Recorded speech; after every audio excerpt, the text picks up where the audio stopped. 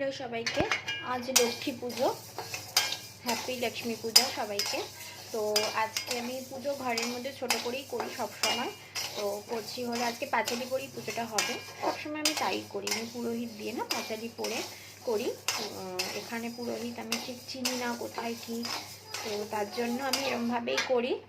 তো এবার এখন দেখো খিচুড়ির জন্য আমি স্নান টান হয়ে গেছে, বাসন টাসন মাজা হয়ে গেছে, সবই হয়ে গেছে।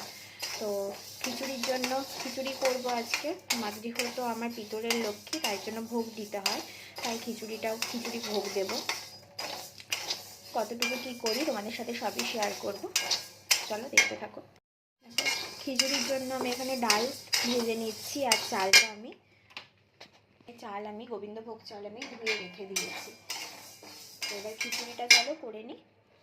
দেখো খিচুড়ি আমার ফুটে উঠেছে, এটা এখনো সেদ্ধ হয়নি।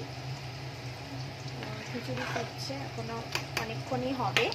আর এখানে আমি কুমড়ো কোনো রকমে কেটে একটা ভাজা ঠাকুরকে নিবেদন করব, তার জন্য কুমড়োটাই ছিল, তাই কুমড়োটাই ভেজে এখন তুলব। তারপরে আলুর দম বানাবো। আলু কেটে রেখে দিয়েছি, এই আলুর দম হবে। দেখো আলু আমি বসিয়ে দিয়েছি আলুর দমের জন্য। মশলা সব একবারেই দিয়ে দিয়েছি, এখনও একটু লঙ্কার গুঁড়ো পড়বে, নুন পড়বে, হলুদ পড়বে, এখনও ওটা দিইনি। এখন শুধু গুঁড়ো মশলাগুলো দিয়েছি আর আদা বাটাটা দিয়েছি। দেখো আমার সাজানো হয়ে গেছে।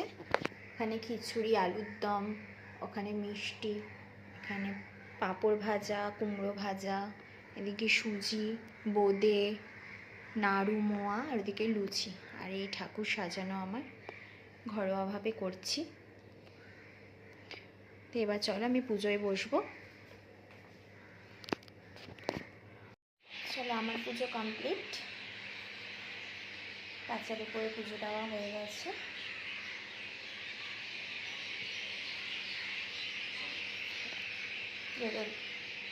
এই হলো লক্ষ্মী পুজো ছিল, আজ পুজো দেওয়া হলো। তো যদি তোমাদের ভিডিওটা ভালো লেগে থাকে please like, comment, share and subscribe করতে ভুলো না। আবার নতুন ভিডিওর সাথে দেখা হবে, ততক্ষণের জন্য টাটা।